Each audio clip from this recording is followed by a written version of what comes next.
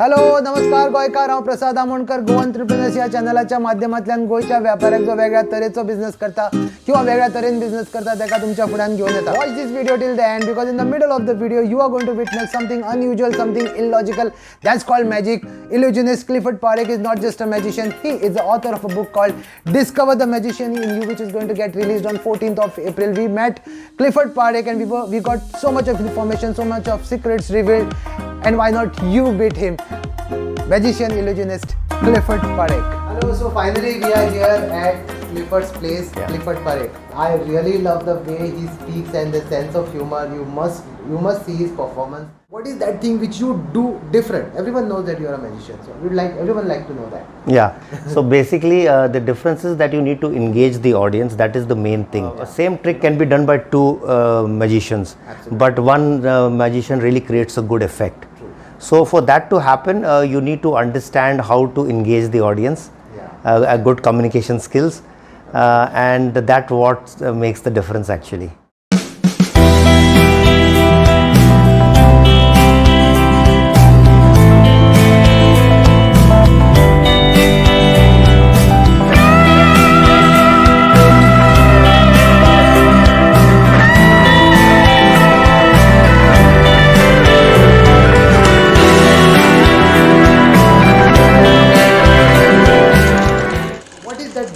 All about and what will that contain and why should we read that book? I thought of writing a book on magic, but then what use would that book be to a common man? A person who doesn't do magic, how will it benefit him? Why should he pick up a book on magic and start doing magic? Absolutely. So he will only do that when he gets some gain out of it. I have been doing magic for the past 18 years. As I do magic, I was a naval officer before this. I was in the Indian Navy.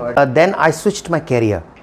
And because I was passionate about magic. Now as I did so, I started performing magic and I realized that magic really benefits you a lot. Really? My book is mainly how it's going to benefit you when you do magic. Oh, okay. That's what my book is about. Really? So I can also do magic? Yes, of course. My book talks... You can also do magic? Yeah, my book talks about how can magic transform your life. So for example, suppose you are moving around somewhere and you go to somebody's house for the first time and you say, hey guys, I'm so and so and I want to just say hello to you and we're meeting for the first time, and you do one trick for them and talk whatever you went for and just go away. When you come back after a year, you don't have to introduce yourself. They will remember that you performed magic. They'll remember you for that. People remember unusual things. Yeah, unusual things. Magic is something very unusual. Yeah, why? Because it goes against logic. That's why your brain remembers it. Absolutely. Otherwise, why should you remember that particular trick? Because the brain it marks that particular incident in your mind. My visiting card, sir, it's got a spoon on it. Okay. Check the spoon. Yeah? Little bend. So what is this spoon all about? This is my signature effect. Okay. When people hire me and call me from here to Bangalore or here to Delhi, they say, Mr. Clifford, everything else is fine, but don't forget the spoon.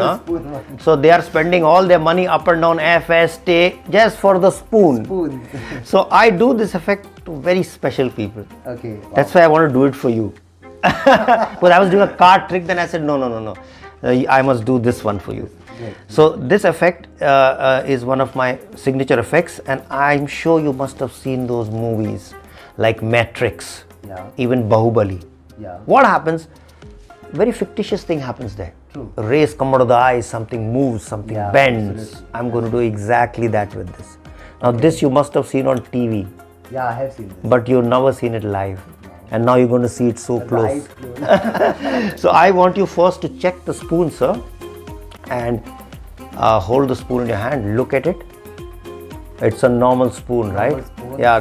You can just buy it from anywhere. Yeah. And they are two identical. Remember. So what I'm going to do, I'm going to bend these spoons as I told you. Yeah, show it to the camera. Yeah, two identical spoons.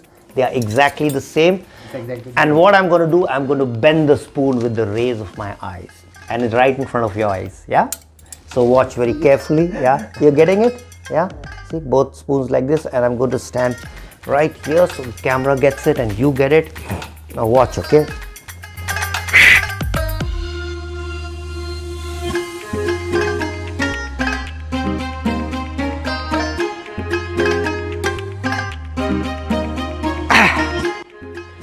Now, if you notice very carefully, the spoon is moving. Remember, they are together.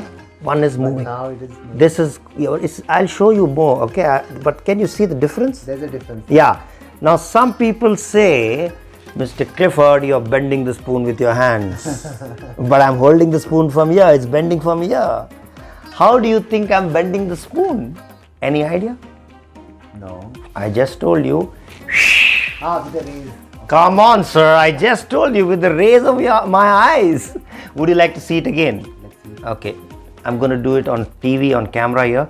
So do it for the second time for you all. Yeah? Watch very carefully.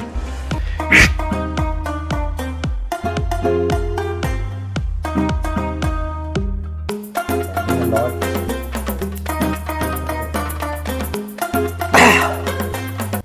If you notice, the spoon has really bent so much. We are going to do it for the last time. But for that, I require your positive energy. I'm going to say 1, 2, and 3. You are going to say magic. Okay. Are you ready, sir? I'm ready. Yeah, but you should say it loud so that the people at home can see on the YouTube, yeah? Very positive. Loudly, yeah? 1. You're going to shout with me. Magic. Yeah, magic. I'll also say 2, 3. Magic! Fantastic. Watch.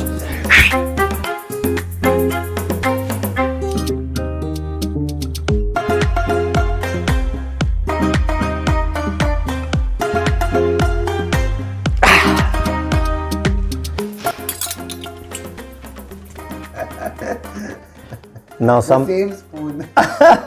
Now people say, hey, Mr. Clifford, these are 100% special spoons from the US. Each of them cost $500. But it is not so. It's a normal spoon, and I'm going to gift you this spoon. Wow. And you're going to take it home. I'm going to sign it as well. Yeah. Amazing. Right now I might not be famous, but you know, after I sign it, I might become I'll famous. carry it with me. And then this might cost $5 million one day. Amazing. Amazing. This was really amazing. How did you do that? Raise. Erase, yes. That's what you said. Your autograph. Yes, sir, I'm giving you. I'll get the permanent marker. This is for Are you. you sure this is Yeah, for this us? is for you. Of course, I give the spoon away because people have a doubt.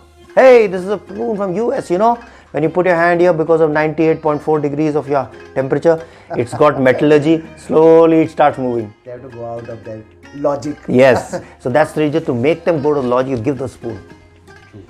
Because otherwise they'll be in their logic, you know. They'll think, no, that's a special metal. He's bought it from. So this is all to eliminate all the logical thoughts from your mind and take you into the world of illusions and magic. It's nice to be unrealistic. Yes. You don't have to be real all the time. Exactly. You need to believe. Those who don't believe in magic will never experience it. Absolutely. I totally agree with you that, you know, when you do something unusual, people remember that, and magic is something really unusual.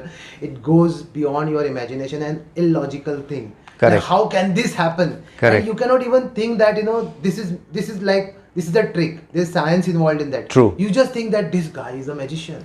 True, right? true. So, how, you know, tell us something about that one incident which you remember, something which you'll never forget in your life. Yeah. There is an incident. You know, I went to Japan. Okay. For a trip with my wife in 2019. Okay. So I perform in Goa in different places. Peppers, I perform in Margao. 6 days a week I'm performing magic in restaurants to keep in touch with my magic. Yeah. So what happens, what I do, I give a card, the audience sign the card, and then after the trick I give the card away, the audience keeps the card with them.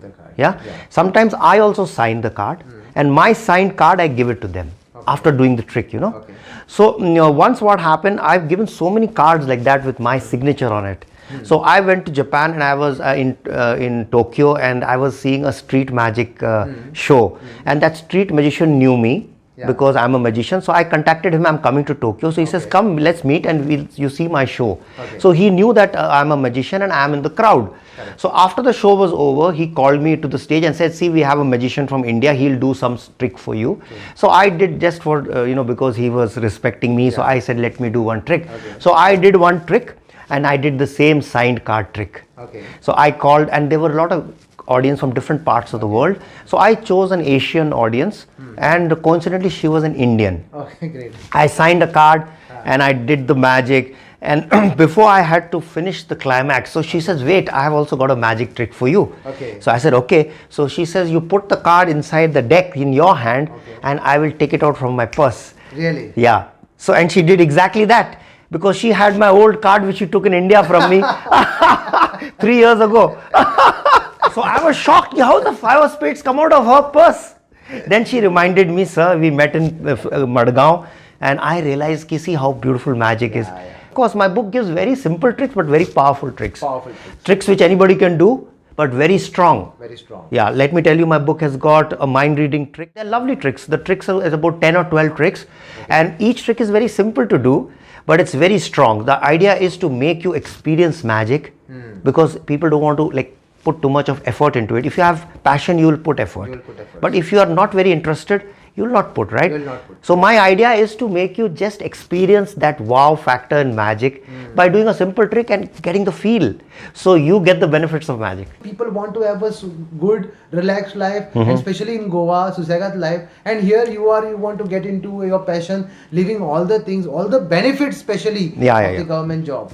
So how did that happen? Yeah, so what happened is, I was in the Navy, I was a commander. I was earning a 6-digit salary.